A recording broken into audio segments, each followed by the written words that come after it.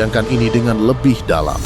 Di saat banyak negara di kawasan masih sibuk bersaing menunjukkan siapa yang paling unggul, siapa yang paling berpengaruh, dan siapa yang paling layak memimpin proyek-proyek besar Asia Tenggara, justru sebuah keputusan besar diambil, dan keputusan itu mengarah ke Indonesia, bukan ke negara yang selama ini merasa paling mapan dalam industri konstruksi regional. Bukan ke pemain lama yang sudah puluhan tahun mendominasi proyek lintas negara, melainkan ke Indonesia. Sebuah proyek strategis Filipina senilai triliunan rupiah resmi jatuh ke tangan BUMN kita. Ini bukan sekadar kontrak bisnis biasa. Ini bukan hanya soal angka, nilai tender, atau portofolio perusahaan.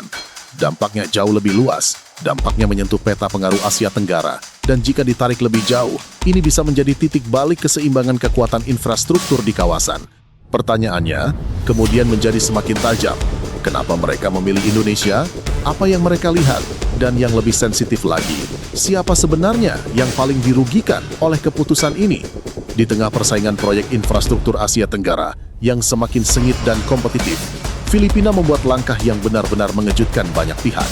Dalam situasi di mana Jepang, Korea, dan berbagai negara ASEAN lain dikenal memiliki reputasi kuat di bidang perkereta-apian dan konstruksi modern, pilihan itu justru tidak jatuh kepada mereka.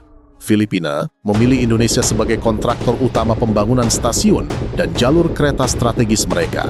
Keputusan ini langsung menyedot perhatian kawasan. Bukan tanpa alasan, proyek tersebut adalah tulang punggung transportasi masa depan Metro Manila Kota yang setiap harinya bergulat dengan kemacetan ekstrim dan kebutuhan mobilitas jutaan penduduk. Artinya, ini bukan proyek pelengkap. Ini adalah sistem utama yang akan menopang denyut ekonomi dan kehidupan kota. Dua BUMN besar Indonesia, Adikarya dan PT PP, resmi memenangkan tender North-South Commuter Railway dengan nilai sekitar 8 triliun rupiah. Penandatanganan kontrak dilakukan langsung di Istana Malacañang.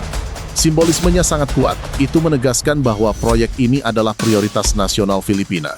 Dan ketika sebuah proyek ditandatangani di pusat kekuasaan negara, pesan yang dikirimkan jelas, ini bukan proyek biasa. Artinya, Indonesia tidak hanya hadir sebagai pelaksana teknis, Indonesia dipercaya membangun infrastruktur vital negara lain. Infrastruktur yang akan digunakan setiap hari. Infrastruktur yang jika gagal, dampaknya bisa melumpuhkan mobilitas kota. Dan kita perlu memahami skalanya. Ini bukan proyek kecil yang bisa dipandang sebelah mata. Jalur layang dibangun di area urban padat. Beberapa stasiun vital dirancang untuk menampung arus komuter besar. Koneksi jaringan kereta sepanjang puluhan kilometer disiapkan untuk memangkas kemacetan parah Manila. Sistemnya modern, berstandar nasional, dengan teknologi komputer setara kota-kota besar Asia. Secara simbolik, Filipina seperti menyerahkan masa depan mobilitas kotanya kepada kemampuan teknik Indonesia. Itu bukan keputusan yang diambil dengan ringan. Itu keputusan berbasis perhitungan, resiko, dan rekam jejak. Disinilah dinamika kawasan mulai terlihat semakin jelas. Persaingan pengaruh ekonomi ASEAN selama ini memang sering dibingkai sebagai kompetisi perdagangan. Namun sesungguhnya, pertarungan yang lebih dalam adalah soal kepercayaan. Siapa yang dipercaya membangun negara lain? Siapa yang dianggap mampu menyentuh sistem vital tanpa merusaknya? Ketika proyek prestisius seperti ini justru jatuh ke Indonesia, posisi industri konstruksi regional otomatis bergeser, dan setiap pergeseran kekuatan selalu menimbulkan reaksi. Tidak semua pihak merasa nyaman. Yang terasa bukan hanya kebanggaan Indonesia. Yang juga muncul adalah reaksi panas dari pihak-pihak yang merasa posisi regionalnya mulai tergeser. Tak lama setelah kabar kemenangan tender menyebar, perdebatan bermunculan. Narasi meremehkan mulai dibangun. Ada yang menyebut proyek itu hanya bagian kecil. Ada yang mencoba mengecilkan peran Indonesia dengan menyebutnya sekadar subkontraktor. Namun fakta di lapangan berkata lain. Paket yang dimenangkan Indonesia mencakup pembangunan jalur layang dan beberapa stasiun vital bagian yang menjadi struktur utama jalur NSCR. Ini bukan ornamen tambahan, ini bukan proyek pinggiran, ini inti sistem. Jika bagian ini gagal, sistem transportasi Manila bisa terganggu secara keseluruhan. Lebih jauh lagi, proyek ini dibiayai oleh lembaga internasional melalui proses tender yang ketat dan transparan. Banyak perusahaan global ikut bersaing, perusahaan dengan reputasi panjang dan pengalaman lintas benua. Tetapi konsorsium BUMN Indonesia unggul dari sisi teknis dan biaya. Itu berarti satu hal, kemenangan ini lahir dari kompetensi. Narasi bahwa Indonesia dipilih semata-mata karena faktor politik menjadi sulit dipertahankan. Realitasnya menunjukkan bahwa rekam jejak dan kemampuan teknis menjadi faktor penentu. Dan ini bukan peristiwa yang berdiri sendiri. Filipina sebelumnya telah menggunakan produk kereta dari Inka. Artinya, hubungan ini sudah terbangun. Dari pembelian rangkaian kereta, kini berlanjut ke pembangunan konstruksi. Polanya konsisten, dari produk ke jasa, lalu ke pembangunan sistem kota.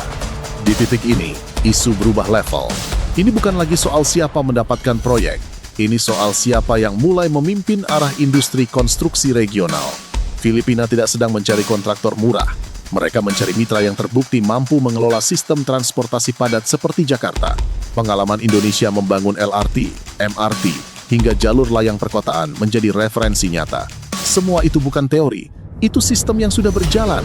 North-South Commuter Railway sendiri membentang sepanjang 147 km di Luzon. Bagian yang dikerjakan Indonesia berada di area urban paling kompleks area dengan tantangan teknis tinggi, kepadatan ekstrim, dan ekspektasi publik yang besar. Jika proyek ini berhasil, jutaan warga Manila setiap hari akan menggunakan infrastruktur hasil karya insinyur Indonesia. Bayangkan dampak simboliknya. Setiap kereta melintas, setiap stasiun dipadati komuter, setiap perjalanan yang lancar, semua itu menjadi representasi kualitas teknik Indonesia di mata publik Filipina. Ini bukan sekadar proyek luar negeri, ini sistem hidup. Kepercayaan ini juga menunjukkan perubahan identitas. Indonesia bukan lagi sekadar eksportir barang. Indonesia mulai diakui sebagai mitra pembangunan nasional negara lain. Itu level yang berbeda, itu posisi yang berbeda. Karena ketika sebuah negara dipercaya membangun transportasi massal negara tetangga, itu berarti standar teknologinya telah diakui kawasan. Untuk pertama kalinya dalam waktu yang lama, dominasi proyek infrastruktur Asia Tenggara tidak lagi dimonopoli pemain lama. Indonesia muncul sebagai penantang serius. Dan kini pertanyaannya menjadi semakin besar. Apakah ini hanya satu kemenangan proyek? Ataukah ini awal dari era baru di mana Indonesia benar-benar menjadi pemain utama infrastruktur regional? Dari proyek bernilai triliunan rupiah ini, terlihat pola yang lebih luas. Indonesia tidak lagi hanya fokus membangun di dalam negeri. Indonesia mulai dipercaya membangun mobilitas negara lain. Ketika stasiun, jalur layang, dan sistem di Manila digunakan jutaan orang setiap hari, nama Indonesia ikut bergerak bersama roda kereta itu. Ini bukan sekadar kontrak konstruksi. Ini adalah penegasan bahwa kemampuan teknik dan manajemen Indonesia telah naik kelas di Asia Tenggara. Dan mungkin, tanpa banyak yang menyadari, inilah awal babak baru itu. Babak di mana perusahaan Indonesia tidak lagi sekadar menjadi peserta dalam proyek luar negeri, tetapi menjadi pemain utama yang ikut menentukan arah pembangunan kawasan.